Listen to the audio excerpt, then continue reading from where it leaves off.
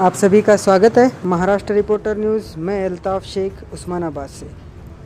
आज की सबसे बड़ी खबर है राजस्थान की, मगर उससे पहले हम आपको ले चलते हैं अब तक की जो खबरें हैं, जो कि अब तक जो एजेंडा चलाया जा रहा है।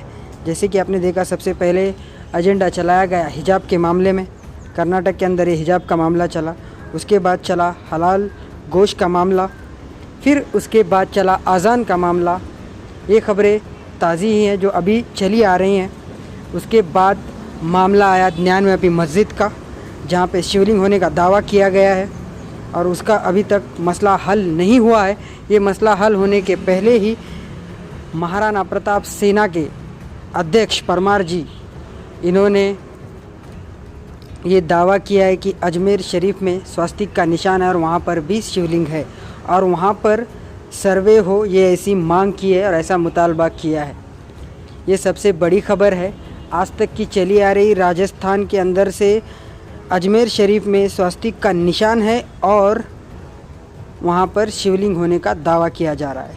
ये एजेंडे किस वजह से चलाए जा रहे हैं, ये आप सोच ही सकते हैं कि अब तक का मामला क्या क्या चलता है। हिजाब के मामले के बाद गोश्त का मामला था, उसके बाद अज़ान का मामला लिया गया, फिर 99वीं मस्जिद, फिर ताजमहल और उसके बाद कुतुब मीनार, फिर उसी के साथ 99वीं के अंदर भी शिवलिंग होने का दावा किया गया। जैसे कि ताजमहल को तेजो महल कहा जा रहा है, कुतुब मीनार को विष्णु स्तंभ कहा जा रहा है, 99वीं मस्जिद को गौरी श्रृंगार का मंदिर कहा जा रहा है, वहाँ पे शिवलिंग होने का दावा किया जा रहा है। ये मसला हल होने से पहले ही एक और मसला छिड़ गया है, जो कि ये मसला है हज़रत ख्वाजा गरीब नवाज अजमेर शरीफ का, जहाँ पे महाराणा प्रताप सेना के अध्यक्ष परमार ने ये दावा किया है कि यहाँ पे स्वास्तिक चिन्ह है और यहाँ पर भी शिवलिंग है और इसका सर्वे हो, ऐसा मुतालबा महाराणा प्रताप सेना के अध्यक्ष ने किया है। ये सबसे बड़ी खबर है, जो कि अब तक की खबरें सिर्फ यही चली आ रही है कि हिंदू मुस्लिम की आस्था को किस तरह से ठेस पहुँचाया जाए और किस तरह से इनको गुमराह किया जाए। देश की जनता को सिर्फ हिंदू और मुस्लिम के विवाद के अंदर ही बिठा कर रखा है और यहाँ से ये सिर्फ लोगों को गुमराह किया जा रहा है। असलियत देश के मुद्दा क्या है, ये तो अभी तक कहीं पर भी बताया नहीं गया कि देश का असली मुद्दा क्या है। इकोनॉमी क्यों गिर रही है, क्या महंगाई बढ़ी है, क्यों लोग बेरोज़गार हो रहे हैं। इन मुद्दों से दूर रखकर हर जगह से सिर्फ हिंदू मुस्लिम का विवाद, मस्जिद मंदिर का विवाद। आप सोच नहीं सकते, पिछले आज़ादी के साल से, आज़ादी होने के बाद से अब तक ऐसे विवाद कहीं छिड़े नहीं थे। ये पिछले ही कुछ सालों से ऐसे विवाद छिड़े चले आ रहे हैं। जैसे कि आपने पहले देखा बाबरी मस्जिद, उसके बाद जैसे ही बाबरी मस्जिद का किस्सा ख़त्म नहीं होता है, उसी के साथ हिजाब के मामले के ऊपर मुद्दा उठाया गया। उसी के साथ आप देख सकते हैं गोश्त का मामला था, वो भी हलाल तरीके का गोश्त के मामले के ऊपर भी मुद्दा उठाया गया।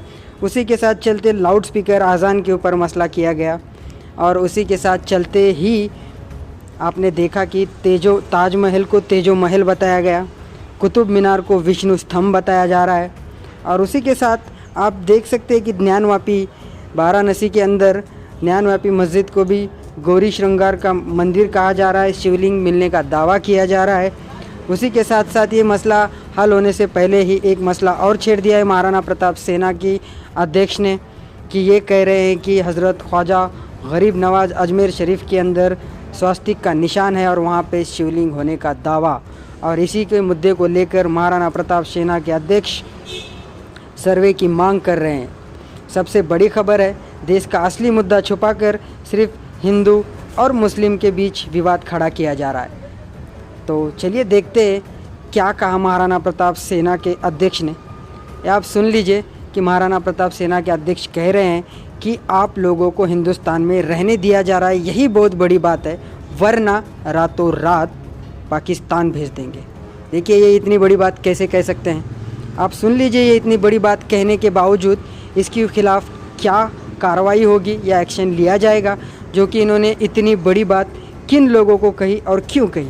ये तो कार्रवाई करने के बाद या इनके ऊपर कोई ठोस कार्रवाई उठाने के बाद ही समझ में आएगा कि इन्होंने ये किस बात पे और किस मुद्दे पे कहा कि हिंदुस्तान में रहने दिया जा रहा है, जबकि हिंदुस्तान सबका है, मगर ये महाराणा प्रताप सेना के अध्यक्ष ने ये क्या कहा, आप सुनिए।